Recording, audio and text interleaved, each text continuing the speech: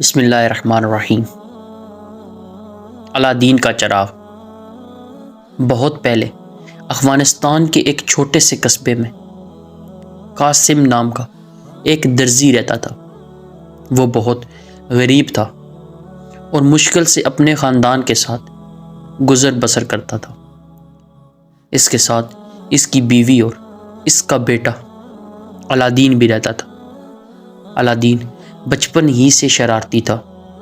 ہر باپ کی طرح الادین کے والد کو بھی یہ فکر رہتی تھی کہ الادین مستقبل میں کیا کرے گا، اس کا مستقبل کیسا ہوگا۔ اس وجہ سے الادین کے والد کی خواہش تھی کہ الادین درزی کا کام سیکھے تاکہ مستقبل میں الادین کو پیسوں کے لیے بھٹکنا نہ پڑے۔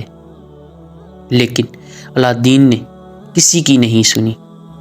اسی دوران الادین کے والد کی خراب صحت کی وجہ سے موت ہو گئی۔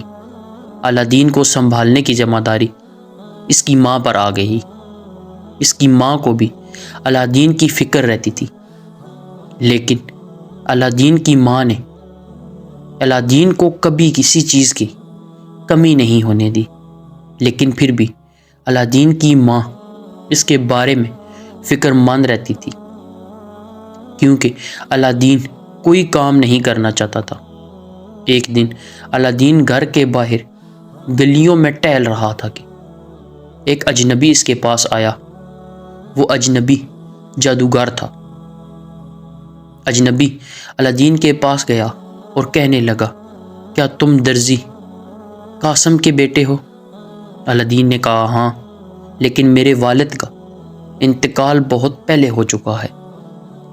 اجنبی نے الادین کے ساتھ ہمدردی کی اور کہا، او میرے بچے، میں تمہارا چچا ہوں۔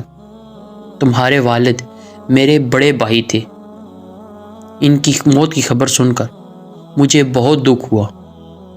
اس کے بعد جادوگر نے کچھ اشرفیاں الادین کو دیں اور کہا، اب تم گھر جاؤ اور اپنی ماں سے کہو کہ میں کل تمہارے گھر آؤں گا۔ اگلے دن جادوگر الادین کے گھر آیا اور اپنے ساتھ بہت سے تحائف بھی لایا۔ جب الادین کی ماں نے اس سے کہا کہ میرے شوہر کا کوئی بھائی نہیں، جادوگر نے الادین کی والدہ سے کہا، میں 40 سال پہلے بغداد کام کے لیے گیا تھا اور میرے بھائی مجھ سے کچھ ناراض تھے۔ یہی وجہ ہے کہ آپ کو انہوں نے میرے بارے میں نہیں بتایا ہوگا۔ جادوگر کی ایسی باتیں سن کر اب الادین کی ماں کو بھی یقین کرنا پڑا۔ جادوگر نے الادین کی ماں سے پوچھا کہ الادین کیا کر رہا ہے؟ الادین کی ماں نے کہا، اللہ کوئی کام نہیں کرتا اور سارا دن گھومتا رہتا ہے۔ آپ فکر نہ کریں، میں اسے کسی کام پر لگا دوں گا۔ جادوگر نے یہ کہا۔ پھر یہ کہہ کر وہ آلا کو اپنے ساتھ لے گیا اور آلا کو کام کے بہانے ایک جنگل میں لے گیا اور ایک غار میں جا کر آلا کے ساتھ کھڑا ہو گیا۔ چنانچہ الادین بالکل گھبرا گیا۔ جادوگر نے الادین سے کہا کہ تمہاری غربت کے دن ختم کرنے والا طریقہ، اس غار کے اندر ایک انمول خزانہ ہے۔ یہ سن کر الادین خوش ہوا اور جادوگر سے پوچھا کہ خزانہ حاصل کرنے کے لیے کیا کرنا ہوگا؟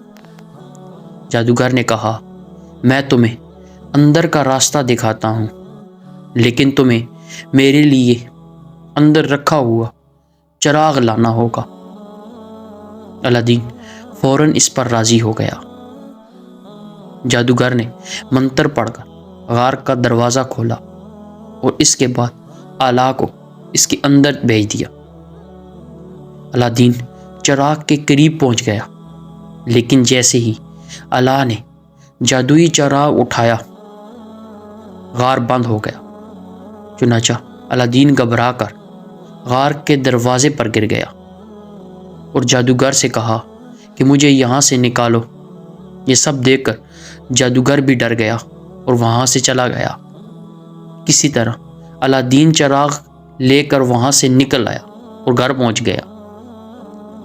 گھر پہنچ کر الا سوچنے لگا کہ اس چراغ میں ایسا کیا ہے جو جادوگر اس کے پیچھے ہے۔ اس نے سوچا کہ شاید چراغ بہت قیمتی ہے اور وہ اسی رات چراغ کو بیچنے کے لیے اسے کپڑے سے صاف کر رہا تھا۔